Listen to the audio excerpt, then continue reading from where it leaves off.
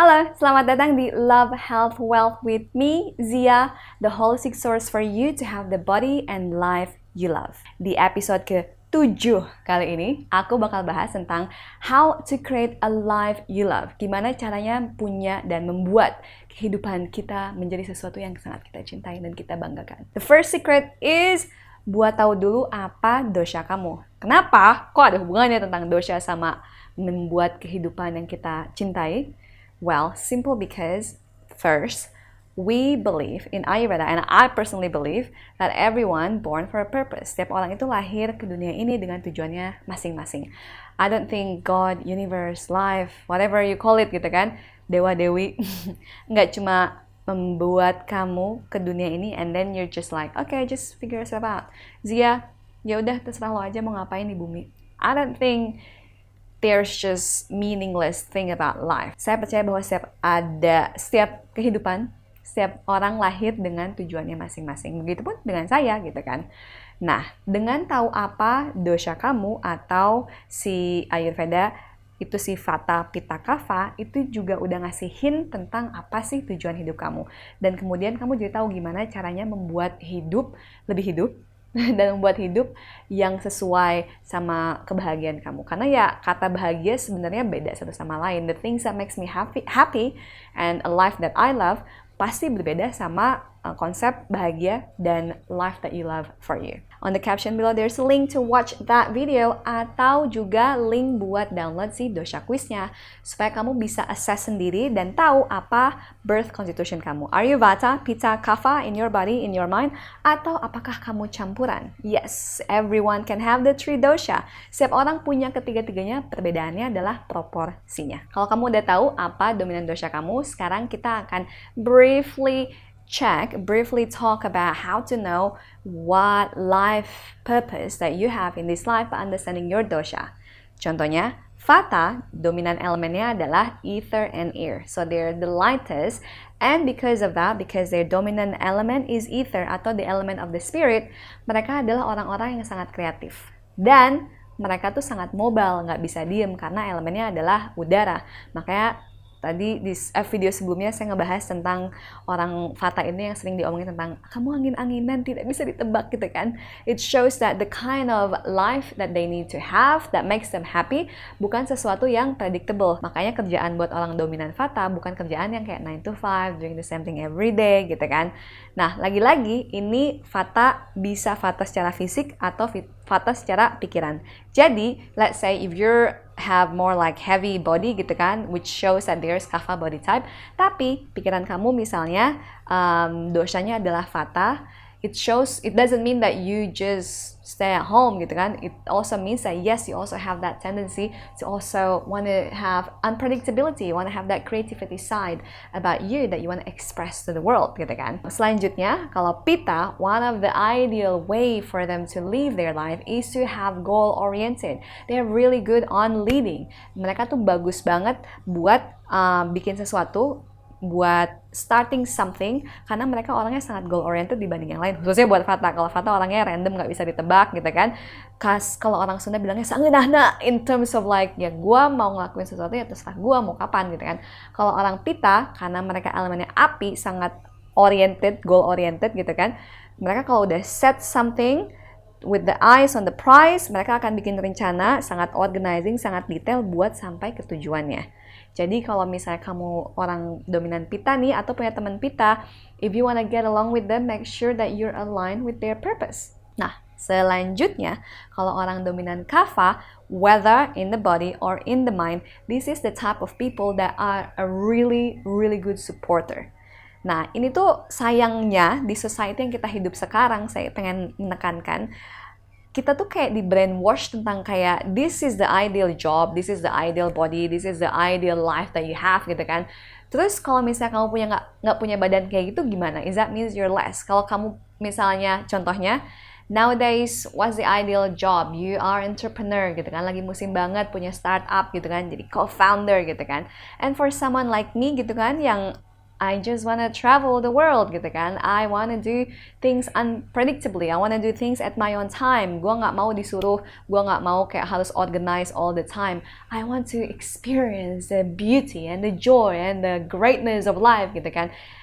Is that means like I'm less compared to like the co-founder of a startup? No.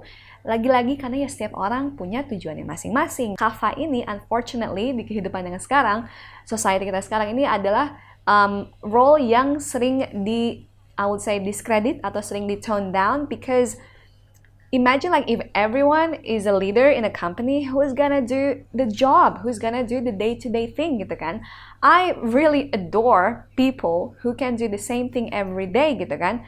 And for example, aku punya teman di Australia and then he's a builder, he's a mechanics gitu kan. Dan karena di brainwash gitu kan tentang like the great ideal job adalah buat jadi entrepreneur. So he tried to be entrepreneur only to soon found out bahwa gue nggak bisa, actually I don't have the skill set for it. Yes, ya gitu kan. Ada beberapa hal yang emang kamu bisa latih gitu kan. Tapi kan tergantung nggak sih, tergantung fondasinya gimana. Misalnya A sama B, ya orang ini emang bawaannya lebih goal getter, yang ini mungkin less than that. So if you learn the same skill, one person will learn faster and better gitu kan. Not that the other one is dumb or stupid, it's just because their skill is meant to be shared in another areas of life. Then after that, shortly, he realized that actually, I just love doing what I did. I love actually building things, and that's what I'm good at. Jadi kebayangkan kalau misalnya dunia ini semua orang mengerjakan hal yang sama, everything is like so homogeneous, the kind of work, the kind of body, life will be so boring. And actually, studi membuktikan bahwa society yang punya berbagai jenis orang dengan berbagai jenis skill, they actually survive more in the long run. Karena kalau misalnya ada catastrophic thing gitu kan, itu orang-orangnya punya banyak skill yang berbeda buat menghadapi si challenge of life that might come gitu kan. Tapi kalau misalnya semua orang skill setnya sama ya, we can't really think out of the box. Contoh lain tentang the kind of life that is ideal, that makes these three dosha happy and the life that they love is, let's say, Vata. Karena Vata itu elemennya adalah ether and air, so they will be enjoying the kind of life that can give them a sense of self-expression.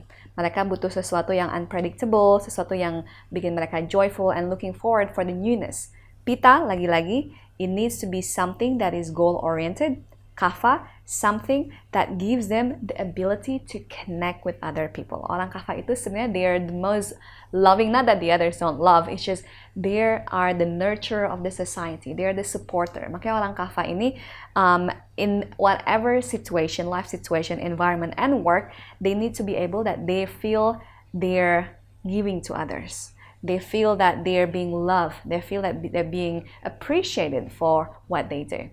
At the same time, gitu kan, kalau kita terlalu dominan di elemen di dosha kita tadi, itu bisa bikin imbalance tentu saja. Something yang terlalu banyak, walaupun itu bagus, ya lagi-lagi nggak bagus kan. Contohnya, kalau orang dominan Vata, terlalu banyak elemen unpredictable dalam hidupnya. Terlalu kreatif, terlalu misalnya banyak ide, itu juga nggak bagus. Jadi contohnya kalau orang Vata yang imbalance dalam konteks seperti itu adalah mereka punya terlalu banyak ide, tapi nggak ada realisasinya. Kalau orang Pitta, mereka jadi terlalu goal-oriented sampai mereka lupa be here in the now.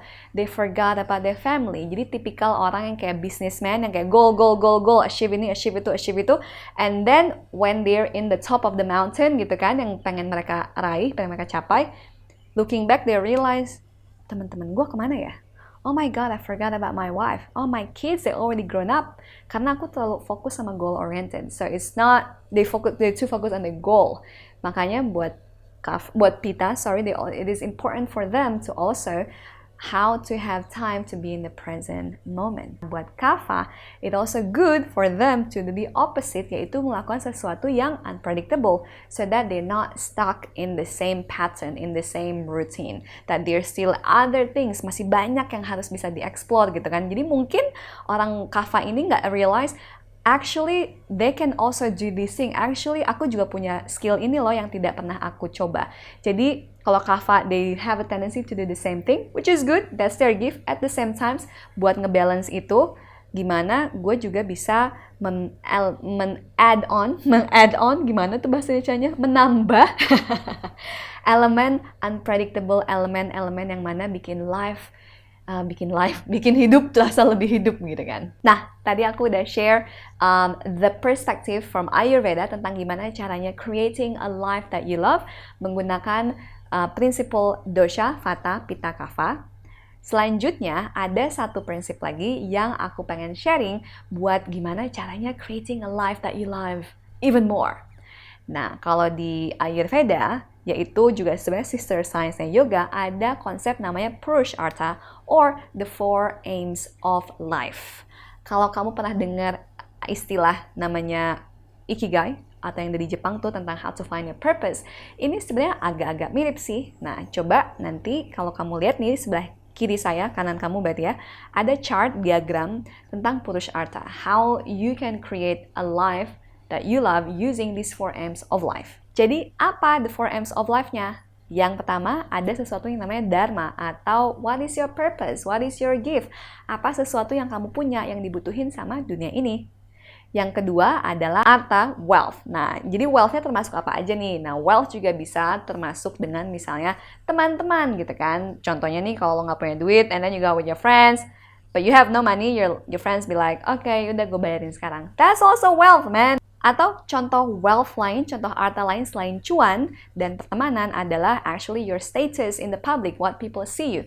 Makanya kayak social media influencer, for example, they might not actually have money, tapi karena statusnya mereka, karena labelnya, karena jabatan misalnya, they actually get certain privilege that actually if you put money onto that, gitu kan, price tag is actually quite a lot. So that's arta. First, as a summary, dulu purpose, what you're here, your gift, your skill that only you have. Yang kedua, arta atau wealth. Yang ketiga adalah kama, yaitu artinya adalah pleasure. What I mean by pleasure is that when you're doing this, whatever that is, what you feel as your calling and your purpose, kamu merasakan sebuah bentuk pleasure, enjoyment. Jadi kamu ngelakuinnya nggak kayak setengah hati, you don't actually drag yourself. Maybe sometimes you drag yourself because it's just called life. Tapi secara umumnya, waktu dominannya, kamu ngerasa bahwa kamu ngerasa bahagia, ngerasa fulfill, enjoy when you're doing it. Dan yang ketiga, nah ini sebenarnya, yang keempat. Yang keempat, faktor yang keempat yang sebenarnya nggak ada di konsep Ikigai adalah sesuatu yang disebut sebagai moksha. Maksudnya apa sih moksha itu? Jadi, kita kan tadi udah tahu nih purpose-nya dari 3 konsep tadi. Ada something you're good at, your gift, and then it gives you wealth, and then it gives you enjoyment and pleasure. Dan yang ketiga, make sure that purpose kamu atau tujuan hidup kamu, hal-hal yang kamu lakuin di dunia ini tidak memberatkan kamu di kehidupan selanjutnya. Contohnya adalah, yes, ini bikin kamu bahagia, ini bagus buat orang lain, but does it affect the environment? Contohnya nih, misalnya kamu jadi pembunuh misalnya gitu kan. You're good at it, you're good at shooting misalnya. Terus kemudian klien kamu bahagia karena misalnya kamu dibayar buat ngebunuh orang yang mereka nggak suka gitu kan. Win-win gitu kan. But then, does it good for the environment, for the world? Does it good for your next life gitu kan? Nah, makanya ini ada elemen spiritual di sistem Purusharta ini. So, it might be aligned with you, it might be not. Makanya kalau aku harus di summarizing, there is something called win-win-win. Does your purpose, does your life, does the thing that you do ngasih win buat kamu? Apakah kamu bahagia? Does it win for others, orang sekitar kamu? And also, does it also give win to the world, to your environment gitu kan? Let's say you do a business that unfortunately affecting deforestation gitu kan, yang kemudian ngefek kehidupan halayak besar gitu kan. Jadi ini penting banget buat dilihat efeknya, nggak cuma buat kamu, buat orang sekitar yang kamu sayangin kayak keluarga, tapi juga gimana yang kamu lakuin ini ngefek ke the larger society that we're part of, ngefek ke dunia ini, our environment, the animals as well, because we're all connected. contoh lain tentang si win-win-win ini dan gimana kamu bisa nge-fulfill 4 area Purusharta tadi. Contohnya adalah misalnya kamu punya bisnis makanan. Terus kamu di GoFood gitu kan. And then if you want to make sure that you, let's say, fulfill your Dharma, you're good at cooking. Misalnya yang kedua, ya kamu dapat cuan dari jualan itu, dan kamu kemudian yang ketiga kama, kamu mendapatkan pleasure dengan sharing your gift and see that your client, your customer love your food. Dan yang keempat, moksha, make sure that it doesn't affect negatively to your environment and your next life gitu kan, dengan misalnya for example, you're not using styrofoam in the packaging. For example, you're not using plastic straw gitu kan. Karena kamu tahu bahwa kalau kamu menggunakan bahan-bahan ini, itu bakal ngefek negatively buat environment. Kayak gitu. So, benar-benar dipikir bahwa apapun yang kamu lakukan, dalam hidup kamu, mau itu karir, mau itu pertemanan gitu kan. In a way that when you create a life that you love, make sure that you not only about yourself, bukan cuma soal ini bikin gue bahagia, bukan cuma soal dapet cuan, dan bukan cuma soal bikin keluarga gue terdekat bahagia, tapi gimana ini juga ngefek ke environment dunia ini, karena what goes around comes around, man. Mungkin nggak di kehidupan sekarang, karena di Ayurveda kita percaya there is a past life, there is the next life as well, dan kehidupan kita selanjutnya itu tergantung dari what we did in this life. So, what kind of life you want to have now and later, it really depends on your free will. So, that's it for today and I hope you get benefit from it. Sekarang aku punya pertanyaan buat kamu. Apa sih satu hal yang kamu pelajarin dari kelas ini? Share your learning on the comment below, and when you're down there, be sure to like and subscribe so you will be the first to hear about our future online classes. Dan kalau kamu pengen belajar lebih lanjut tentang everything related to holistic health and beauty, you can visit my Instagram @ziakusumawardini atau bisa kunjungi website saya di ziakusumawardini.com. Sampai ketemu di kelas selanjutnya. Bye! Sekarang aku penanya kebanyakan R-nya dan pengen cepet beres.